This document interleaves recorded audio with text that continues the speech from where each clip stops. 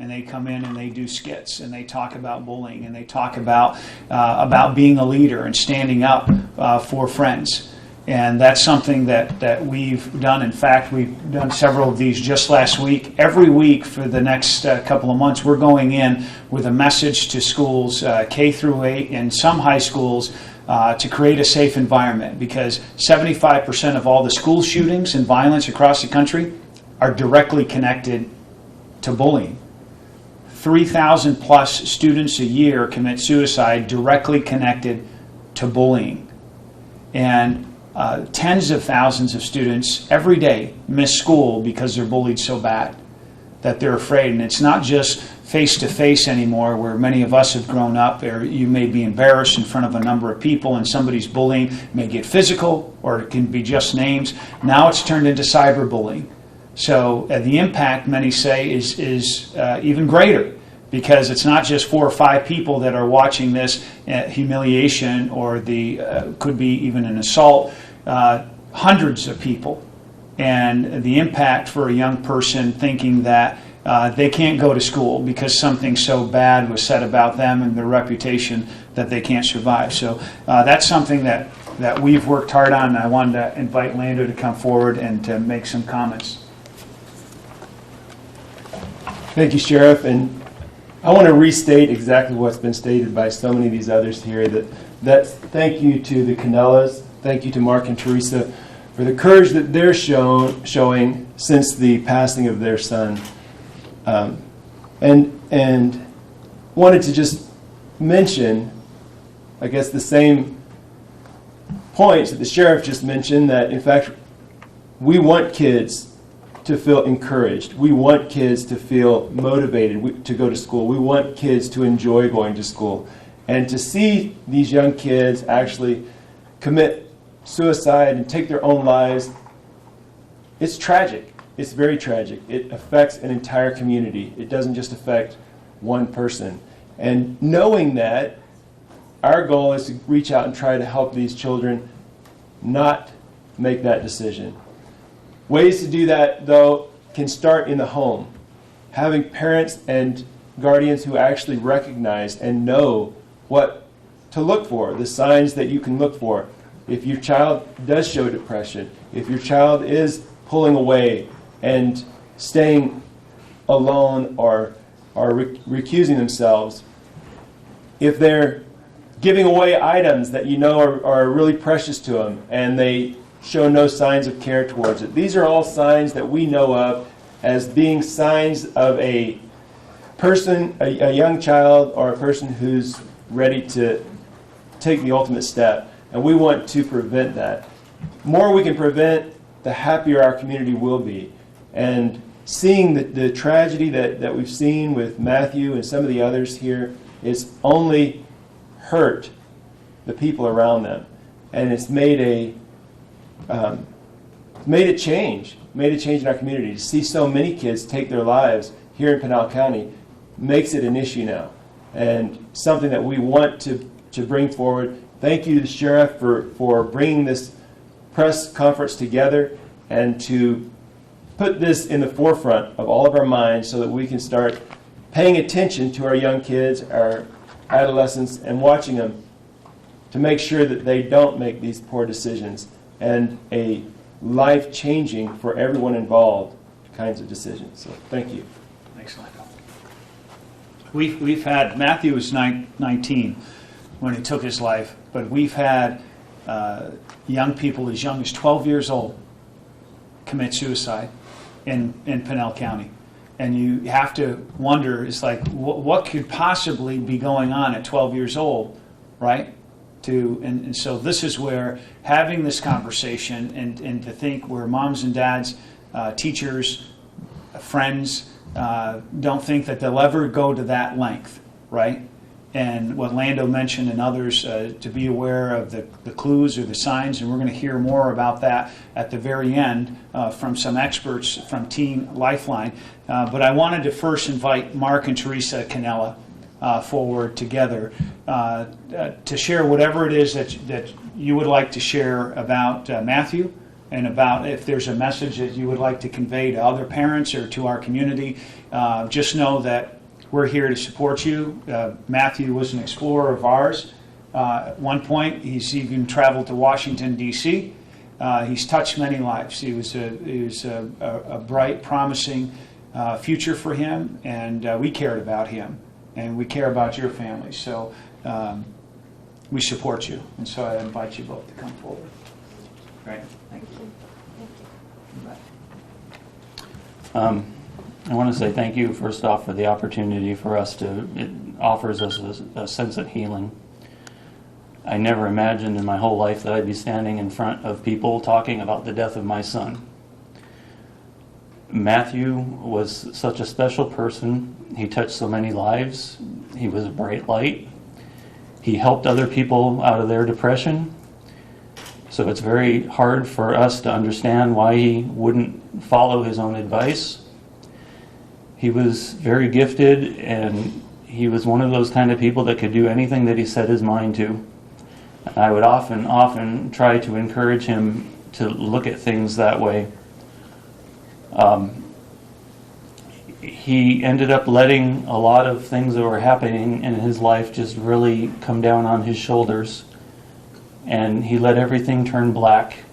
And he wouldn't open up to me, he wouldn't open up to his mother, and he wouldn't let us know the depth, the severity of how he felt.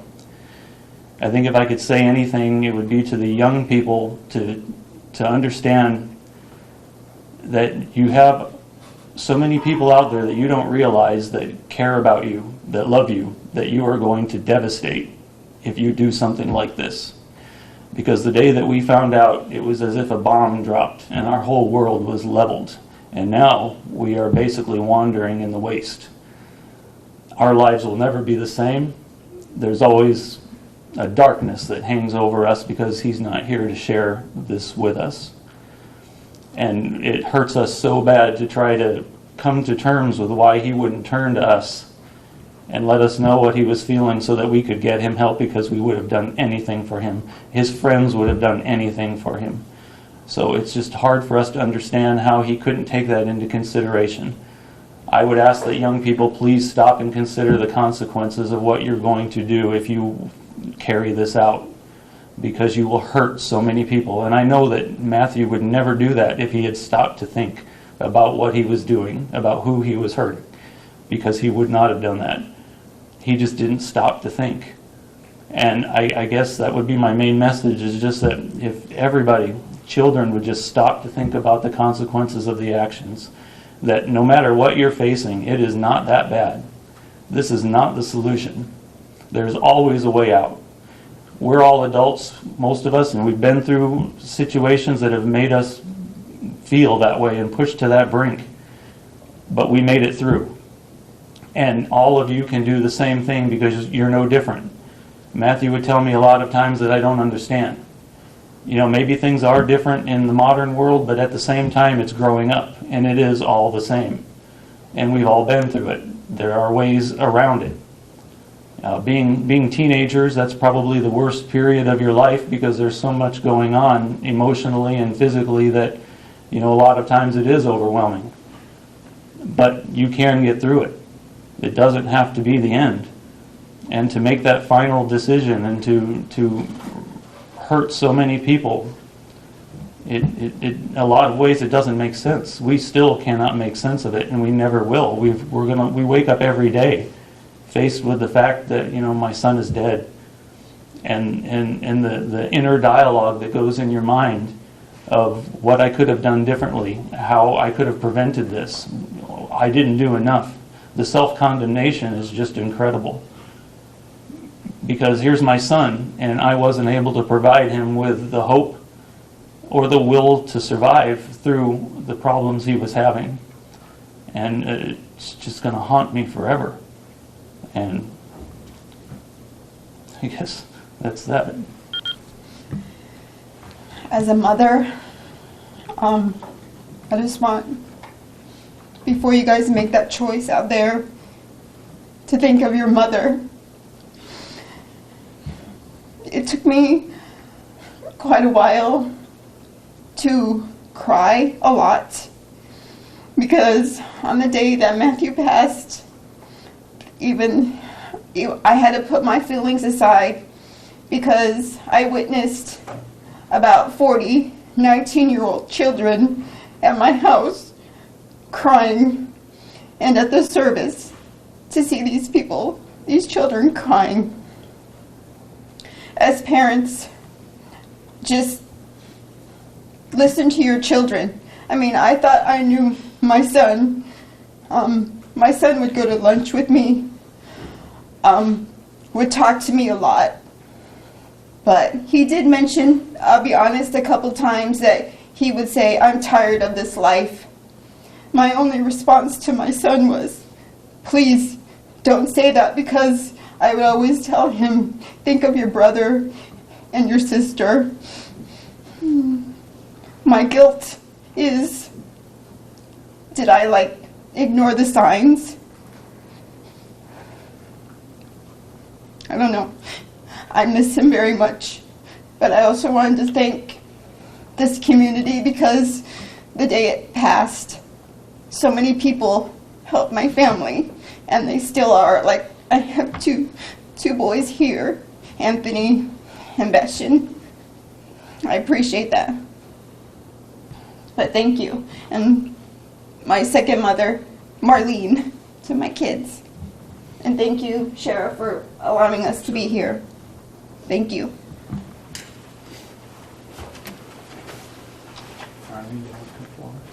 Just want to briefly say that there's no going back when kids make this decision, but communication is key. Encourage kids to talk to each other, and if you have a friend that gives you any sign, just talk to somebody. It has to be stopped. It's such a tragic loss, and I feel their pain every day. And my son was like a brother to Matthew, and it's very devastating. But we as a community need to keep together and somehow get this to stop. So, thank you. Who are you? Oh, I am Marlene. I'm a second mother to Matthew. Okay. So, thank you. Last name? Rendell. Randall. Thank you. Marlene Rendall, Rendahl. Thank you. And Teresa's actually going to come back up. She wanted to share something further. I just wanted to say that I'm trying to find solace in trying to get involved in suicide prevention. A friend told me about a walk that happens all over the United States, and there's one going to be at ASU also. It's called Out of the Darkness Walk. It's a suicide prevention. We have set up a team. It is called Team Cinnamon because my last name in Spanish is Cinnamon, and a lot of Matthew's friends refer to him as Cinnamon. And we also have a memorial set up in his name. You can either Google it as Out of the Darkness Walk, or you can go to afsp.donordrive.com and look up Team Cinnamon, and the donations go towards Out of the Darkness to prevent suicide and educate people on suicide. Thank you. Thank you, Teresa. Ages 15 through 24 is the second leading cause of death is suicide for that age group. And we have a couple experts here today, Nikki Kuntz and also Michelle Moorhead from Teen Lifeline Incorporated.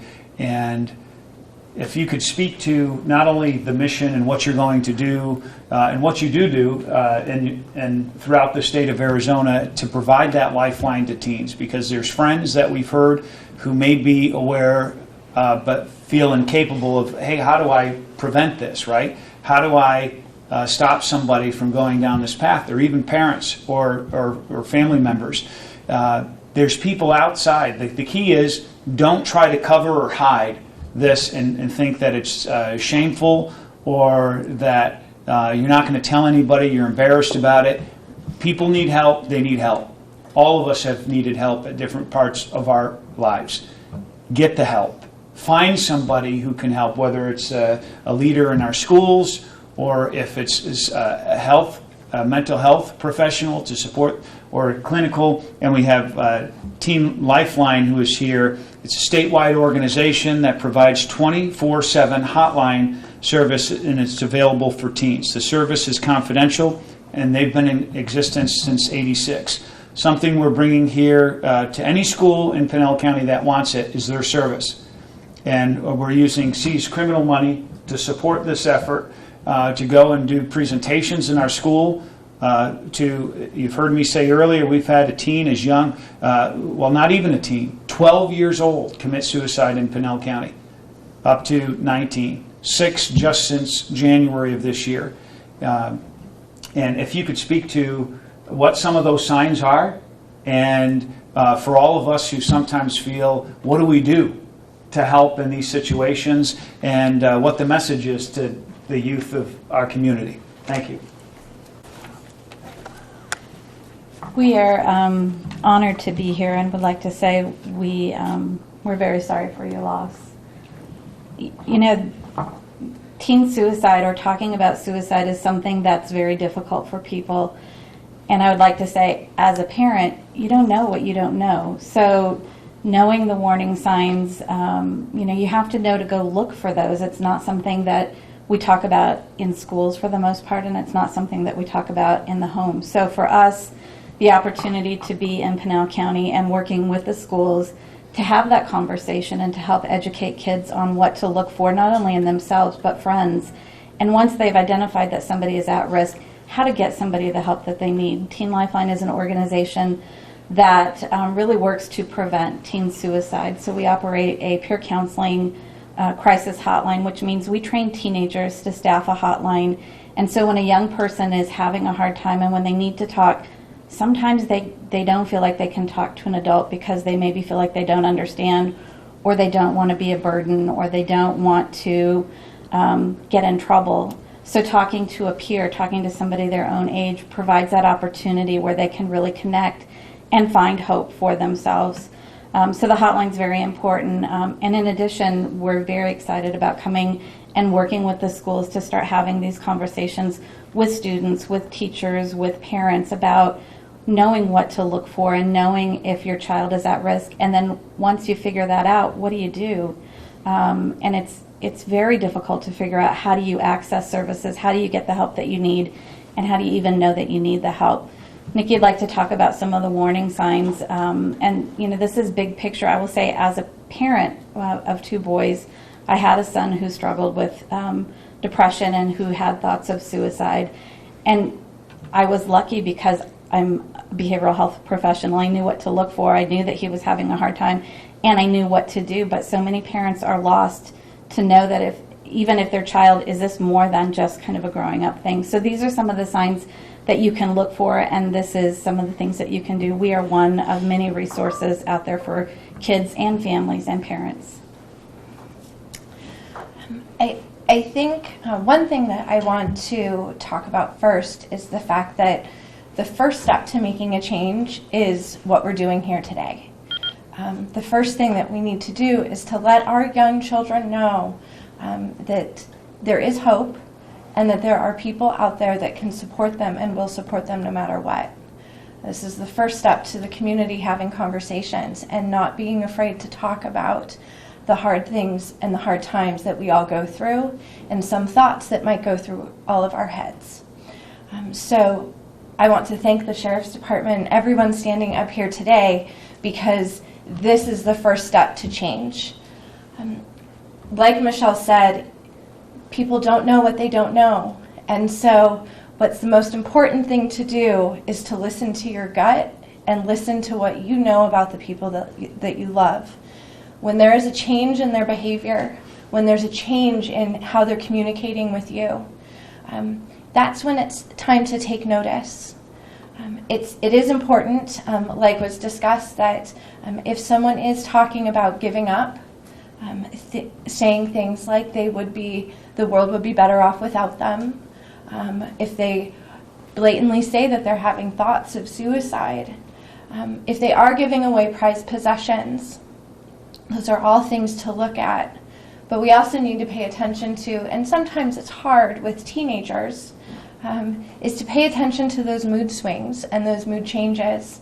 It's not just when our children are starting to isolate, but it's also when there's just big changes. They begin to start taking risks. They begin to behave differently, be defiant differently, more than just a normal teenager pushing boundaries. At that point, it's important to ask questions. Talk to your kids. If you are noticing a change in your kids or a change in your friends, maybe their grades are dropping suddenly, or maybe they're suddenly more involved with the family or their friends than they have been for a while. Even changes like that can be signals that something's going on with them. Don't be afraid to ask questions, and don't be afraid to ask the most difficult question of, are you thinking of hurting yourself? Are you thinking of taking your life? It's an important question, and it's an okay question to ask. At that point, listen. Just be there to listen. And sometimes that's the hardest thing, because we want to convince them not to think that way. But we all, like it was spoken before, we all go through those hard times. And sometimes we need someone with just that listening ear who's willing to give us a helping hand. But if you are worried about your friend or you're worried about your children, make sure that you're helping them to identify other people that they can go to for support. And if you're worried about your friend, find an adult somewhere in their life. Sometimes maybe it's not their parents, but it's your parents or another friend's parents, a school counselor, a teacher, an administrator, anyone, an SRO on a school campus. Don't give up. Find someone and connect them to the help that they need. Know that Teen Lifeline is always there for any of you that might be worried about a child, or you yourselves are having your own struggles as a teenager. We are available 24/7 for any of you, and we have peer counselors there, teens, from 3 to 9, 7 days a week. We are open 365. You are never alone. Please don't give up. There is always help. There is always hope, and we are always there. The number to get to us is 1-800-248-TEEN or 1-800-248-8336. Thank you. Names, please. Nikki Kuntz, I'm the clinical director for Teen Lifeline. And you. Michelle Moorhead, the executive director. Thank you. Thank you. Thank you. Excellent information, and also a shocking bit of news. We had one of my sergeants brought to me this morning. We have an SRO in one of our high schools, Deputy Strobel, and this is a high school that's similar to every other high school, not just in our county, it's likely throughout our state, that every day there's a teenager that comes to him, whether either referred by a teacher or counselor, but comes to him to talk about suicide and hurting themselves. That's shocking.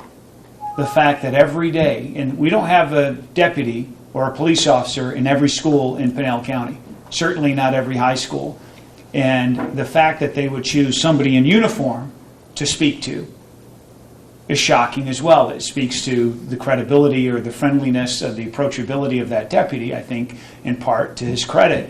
But it says, I think it underscores what's really going on out here in our communities. And I think the experts in the field for behavioral health underscore this is not talked about.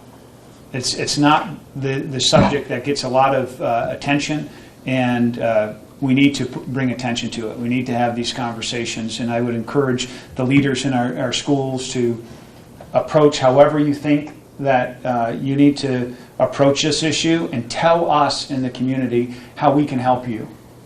I mean, this is one way that we can help, and I think it was pointed out to start a dialogue, but whatever it is that you need, you tell the leaders of our community, whether it's the mayor and the city council, it's the school boards, or it's the sheriff, or whoever it is, because this is a problem that we must address. You tell us what it is that you need to support you in those environments, because that's where oftentimes you have a better chance than most to help. And not that that's your primary job, and we get that, but I think this is a natural way for us to, like, who can help solve this issue and provide the safety net for our young people who feel there is no hope. There is hope. And so with that, I'd open it up if either of you have any questions that you'd like to ask somebody, and I'll just step off.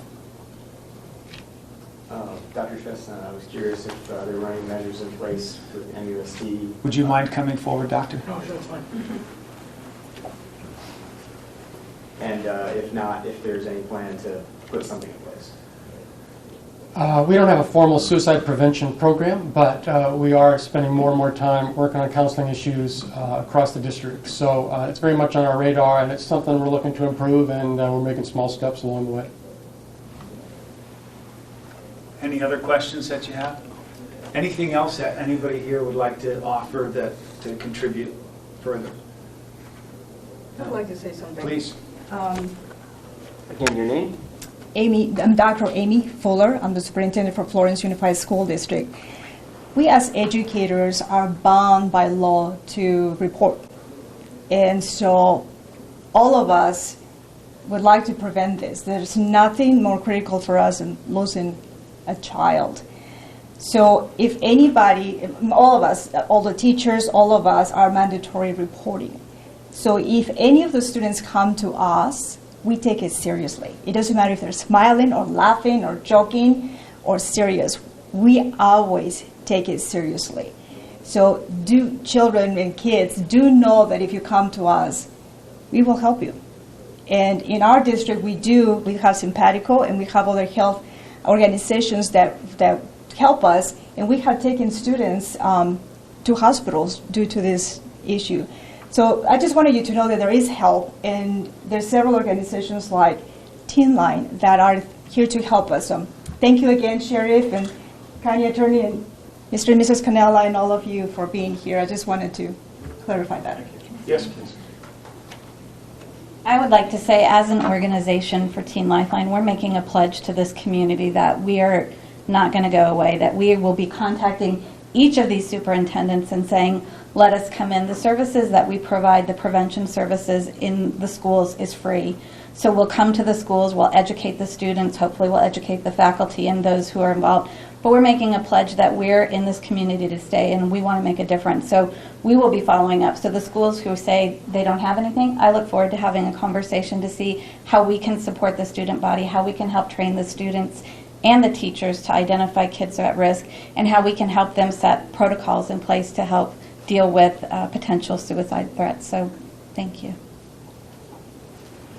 Anybody else? Any further questions? All right, thank you all for coming today. Do you guys want to? Absolutely.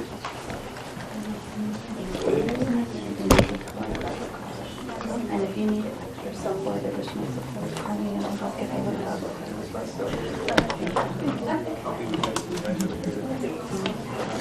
Thank you. Nice to see you. Thank you. Thank you. Thank you. Thank you for coming. Thank you so much. Thank you for coming. That's great. Good to see you. We look at work. How are you? Sheriff, I missed the details. We've had now since January 6 teenagers commit suicide just in the unincorporated parts of our county, and we've had a 12-year-old even take their own life. And so we had today superintendents of several of our school districts in Pinal County, as well as the parents of Matthew Cannella, who is 19, who took his life. It's tragic, and it's something that oftentimes we're not talking about in our community, and a lot of people feel whether embarrassed, ashamed, or they try to cover up this information. And what the message we want to deliver today is to get help. because there's always hope. There's always a better tomorrow. And for teenagers, oftentimes they think that their immediate circumstances is just too much to overcome, and they just don't want to be here in this life, and they can't deal with it, whether they're being bullied or there's something going on that they feel that they just can't move past it. And we want to deliver a message that our community collectively cares about them, loves them, and wants to do anything we can to provide resources, services, to get them the help that they need. So today we had some behavioral health experts here to talk about some of the clues of what to look for if somebody is changing dramatically their behavior. And often it can be difficult to see with a teenager, right? Because they do, but they start to pull back and they become despondent, depressed, overly so, and they start to mention key words and how they don't want to go on. And some may even blatantly say they want to commit suicide or they want to do something to harm themselves. That's the time that the alarm bells should be going off, that you get help. Because most parents, most friends, most people don't know what to do. The thing is to listen to those people. Don't always try to immediately solve their problems, because that's not where they're at and that's not what they need. They need to be listened to, and you need to provide them professional behavioral health support. And every day, and something I mentioned earlier, one of our deputies who's a school resource officer in one of our high schools, every single day, there's not a day that goes by that he's not talking to a teenager who's thinking about hurting themselves or killing themselves. And that high school, I would suspect, is no different than any high school in our state. So this is a real conversation that we must have as not just as a community, families, to talk about it, to broach this subject, and to deal with it. Because if we don't, the result is death, and it's suicide that impacts entire families and impacts friends in our communities. And what we want to offer is that hope, so whatever dreams and aspirations that they have for their life and their future can be realized. That whatever it is, the difficulty all of us as adults have had to face, in fact, those trials and tribulations in our lives that seem like they're impassable at the moment, oftentimes we reflect back and see them as the very thing that made us stronger. And we want to deliver that message to the young people to say that this absolute final act cannot be an option, that there's many other alternatives, and that there is hope for a better tomorrow. There's many different roads to go down, and so what we've embarked on is we've sponsored a minimum commitment, $5,000 to Teen Lifeline. They're going to come into every one of our schools and give this educational program and to talk about these issues among teens right in the schools with the teachers, and to talk about the clues so our young people who are friends, if they're there and they're aware of these things, to not only listen and to try to help and to be there for support for their friend, but also to tell an adult, to tell a teacher, tell a parent. It might not even be their parent, but somebody else's parent, maybe their own, and say, my friend needs help. And when we hear those words, act. Don't just sit on them. Don't ignore them or, brush it off as they're just going through their teens and they're growing up. This is a real issue that we have to deal with. And the only way to deal with it is head on. And to not just ignore it or somehow think it's going to go away. And that's what we came here together today to talk about, suicide among teenagers. That really is an epidemic. From ages 16 to 24, it's the second leading cause of death for this age group. So it's very real. We've had 6 in my county alone, 7 in the last 6-7 months that have committed suicide, 3 who have hung themselves, 3 who took their lives by a gun, and 1 with a deliberate drug overdose. So this is happening in all of our communities, and we need to not only be aware of it, do something to stop it, do something to prevent it.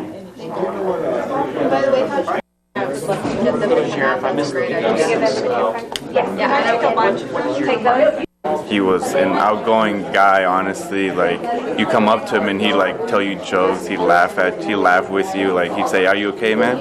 And like, he was just a great guy to be with, honestly. Well, we've met in school. Like, we went to school together, but we started all talking to each other at Explorers. We were all Explorers together. We were all sergeants together. And as sergeants, you have to be really tough on people and really, like, mean.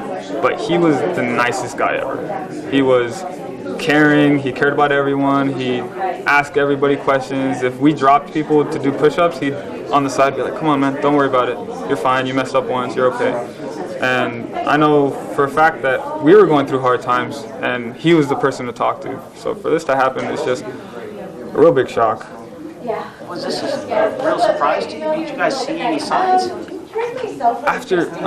We got out of Explorers all around the same time. You know, the age limit is 14 to 21, but most of us get we drop out at 18 because, you know, work, life.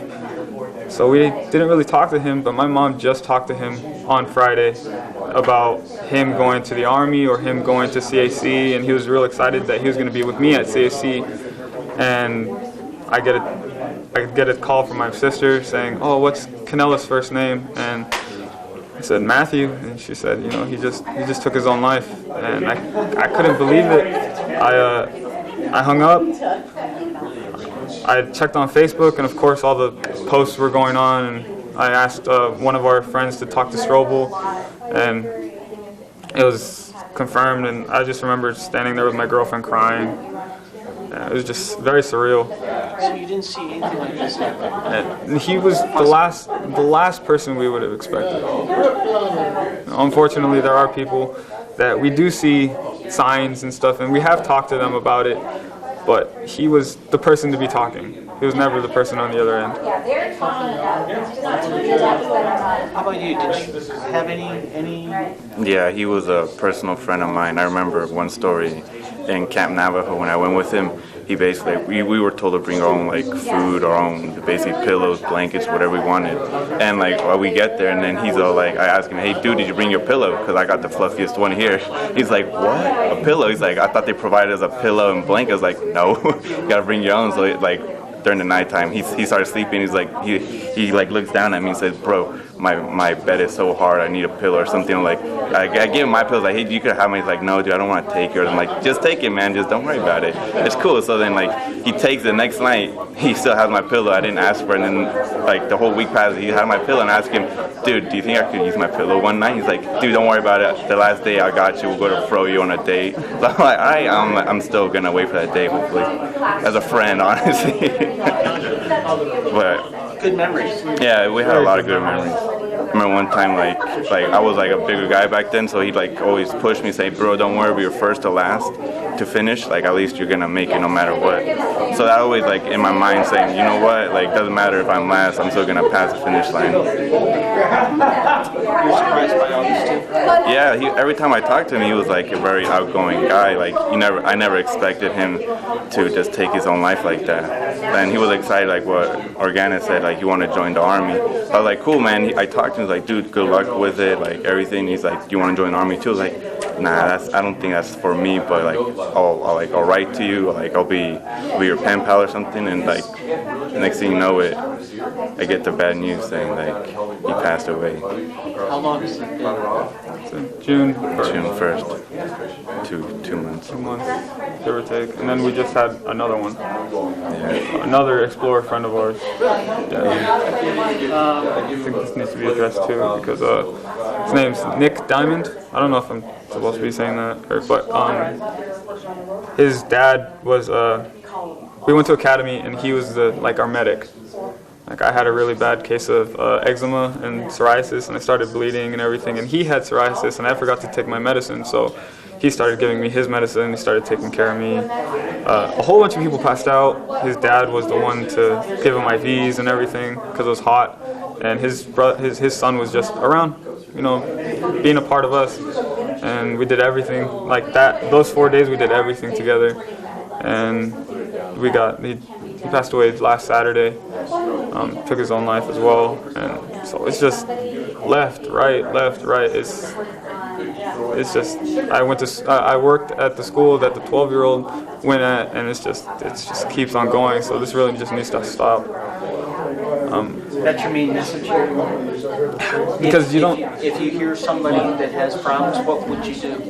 you have to think of course you're going through hard things, but you have to think of the people around you.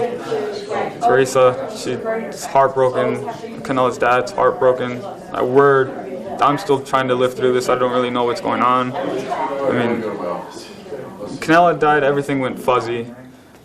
Nick as well, everything's just like, what's going on? And it's just something that they don't realize, that the consequences, yes, their life is over. It's over. Whatever they're going through is over, but we're still living with it. So you just need to think about what you're doing and who you're affecting. Anything else I'd like to say? I'm just saying. What would happen if you knew somebody? I talk to them and be like, they're like, don't worry about it, because I've been through that situation, and I had hope with my cousin saying, hey, like, I'm going through a situation, and she said, don't worry about it, just stick through it. Honestly, there's a light at the end of the tunnel. Even though it's very dim, you're just gonna keep going through the tunnel. You're gonna make it eventually.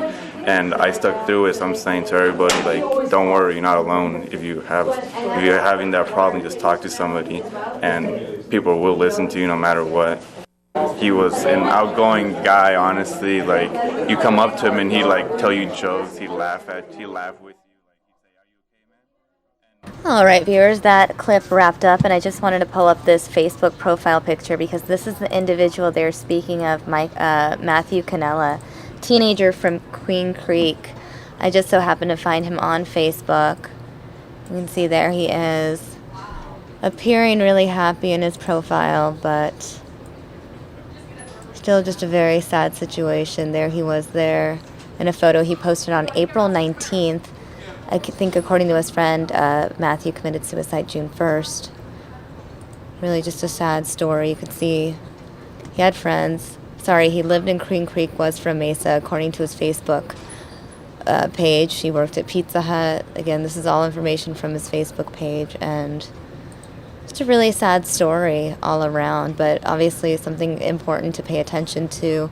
The signs, teen suicide, it's not an easy topic, but it's something that we need to pay attention to. And there he is. There's so many pictures of him, and he appears so happy, and in reality, he took his own life. We heard from his mother, we heard from his father during that press conference earlier. Just a very, very emotional story in general. I know a lot of you guys in the chat room talking